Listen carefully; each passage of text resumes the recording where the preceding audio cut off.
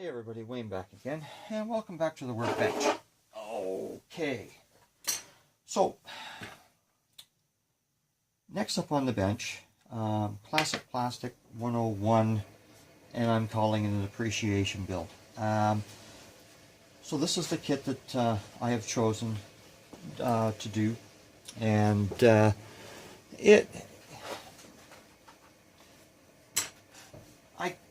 it's actually not a bad kit for a vintage kit, but I want to make it better. And what Chris has not really shown me, but if it's combining, it's making the kit you wanna make, making the kit the way you wanna build it. Because I used to be one of the, well, I still am. I see a box, I want to build it and just use what's in the box. And I started robbing parts from this kit, robbing parts from that kit, and well, I'll make that up a little bit later on and everything else like that. So what really got me going on it was actually watching Chris do the Judy Lilly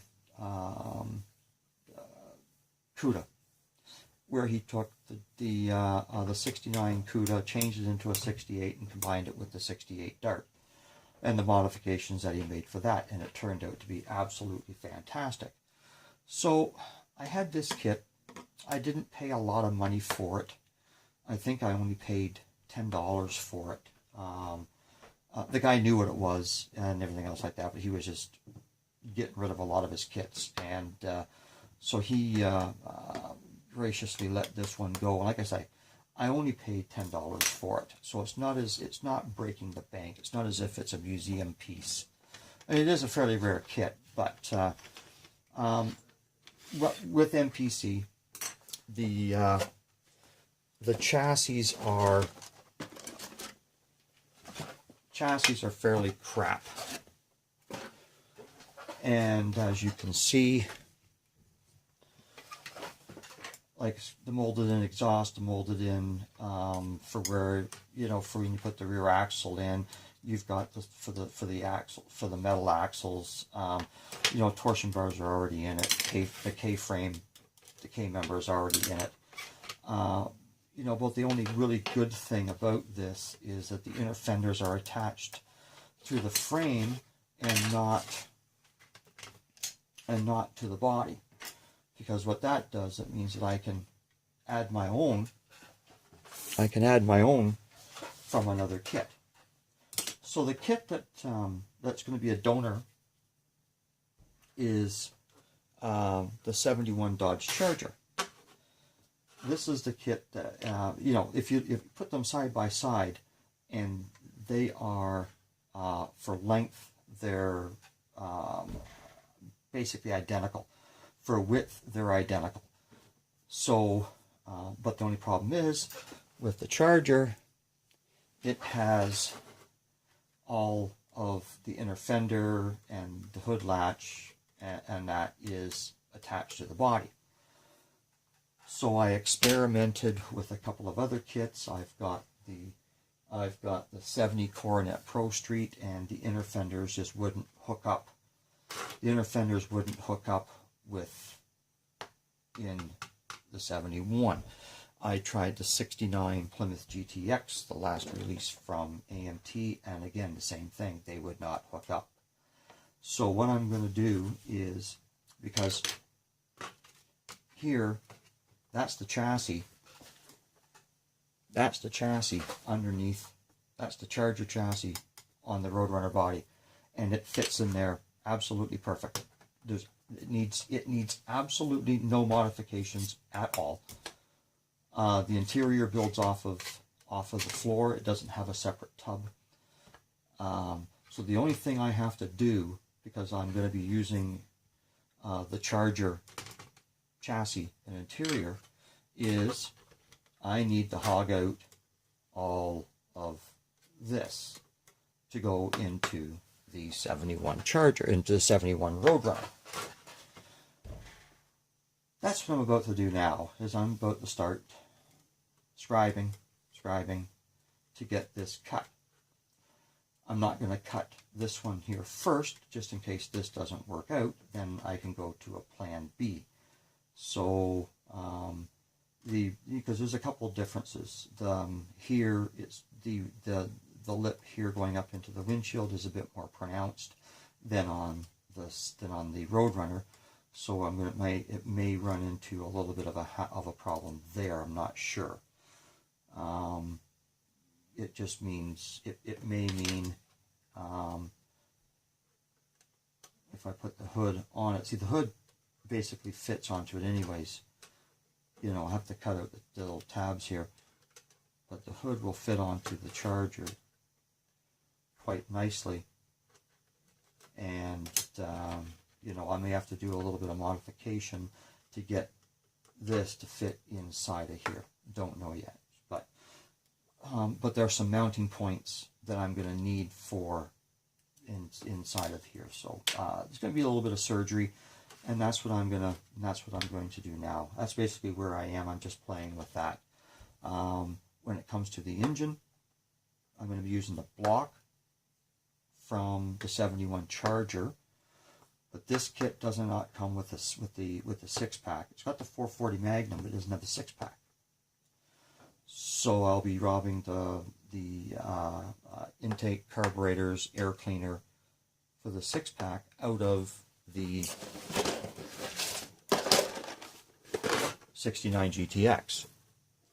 So this is going to give up the top part of the motor, intake carbs and air cleaner. This kit's going to give up chassis, interior, and basic motor, wheels, but maybe not the tires. Haven't decided as to whether or not for the interior, because the 71 Charger comes with a split bench. It doesn't come with bucket seats. So I'm figuring out whether or not to put this to turn the Roadrunner into a bench seat, or go to the 70 Revell CUDA and make resin casts of the seats there, because these seats out of the Roadrunner I don't think will do. I don't think they're going to work. I'm going to experiment, but I'm not sure if they're going to work or not. So where I am right now is, what I'm doing right now is I'm going to hog out all of this and see if I can make it fit into the Roadrunner. From the 71 Charger to the 71 Roadrunner. Wish me luck. So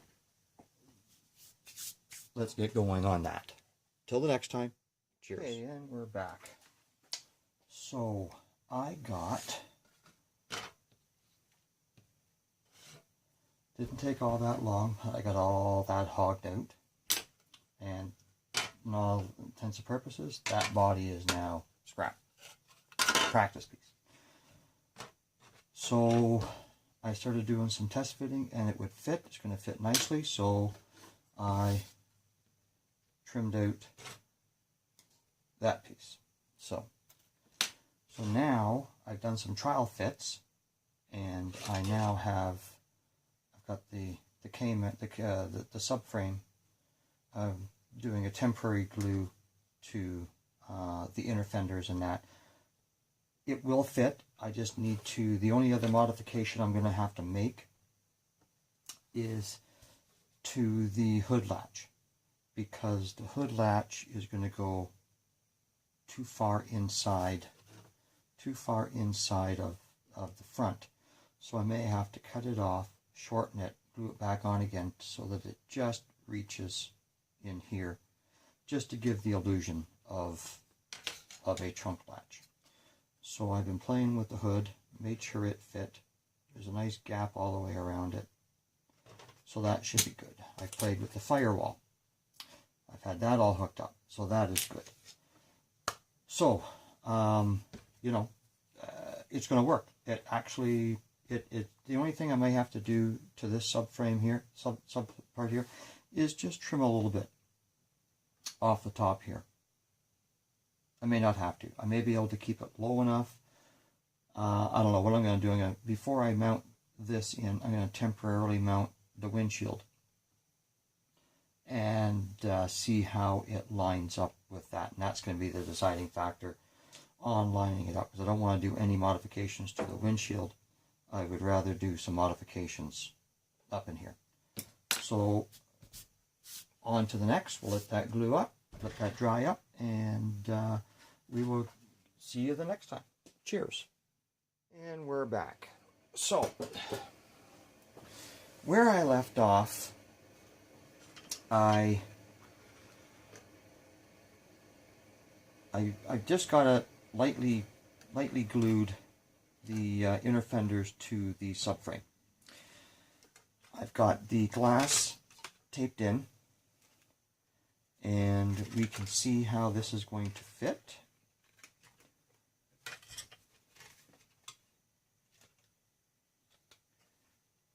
And even with the windshield in there, because I know the windshield has to go in second, it's going to fit just nicely. It's going to fit, actually it fits really, really good. It fits, I get it centered. Get the wheels should be centered, and I am quite pleased with how that's going to work. So that, you know, that's a big relief, because what that does, that means I can continue on without having to continually worrying if everything is going to fit. So what I'm planning on probably doing is leaving the inner fender out. I'll separate, because it's going to be body colored. It's going to be body color, and I want to make sure I get the firewall painted and detailed. So what I'm probably going to end up doing is painting the inner fender separate from the body, and then gluing it in after, so that I can get the firewall in as a full assembly. I think that might be the way to do it. The K member, the subframe, is going to be painted in a satin black. And as for body color,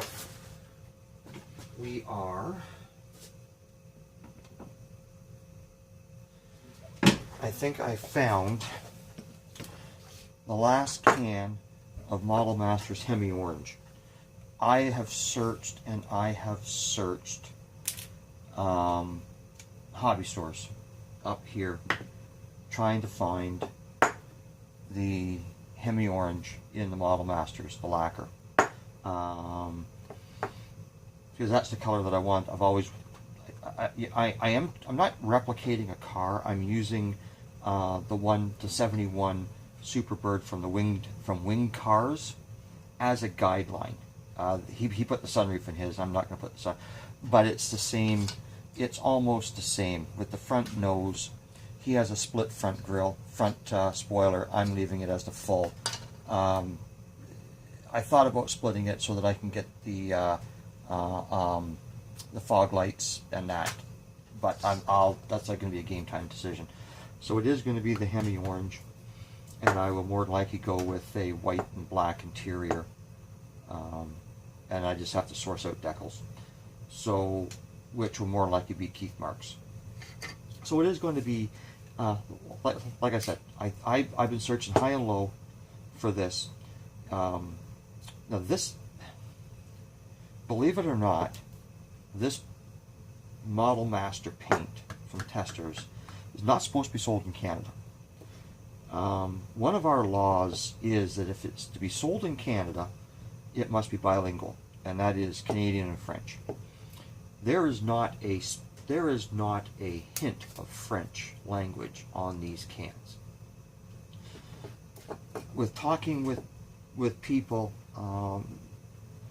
when Rust-Oleum took over Testers Model Master They tried to get it in. They sent labels up to Canada and they got rejected. So basically they said, bugger off Canada, and they weren't putting on. So the hobby stores really will have to smuggle this stuff in. And like I say, I've searched high and low.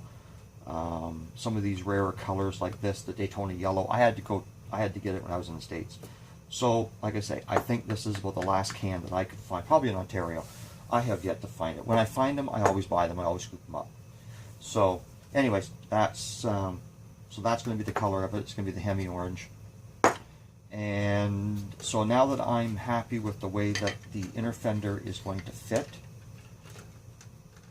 I think it's going to fit just nicely in there, and I'll be able to move forward. So that's going to be it for this little series. This is 3 quick little videos, and so now I'm going to do some work on it, and now that I'm happy with the way the body's going to work, I can go ahead and I can start sanding, painting, building, and I think I'm gonna mock it up one more time with the full chassis and everything else. I'm gonna mock it up one more time just to make sure, triple check.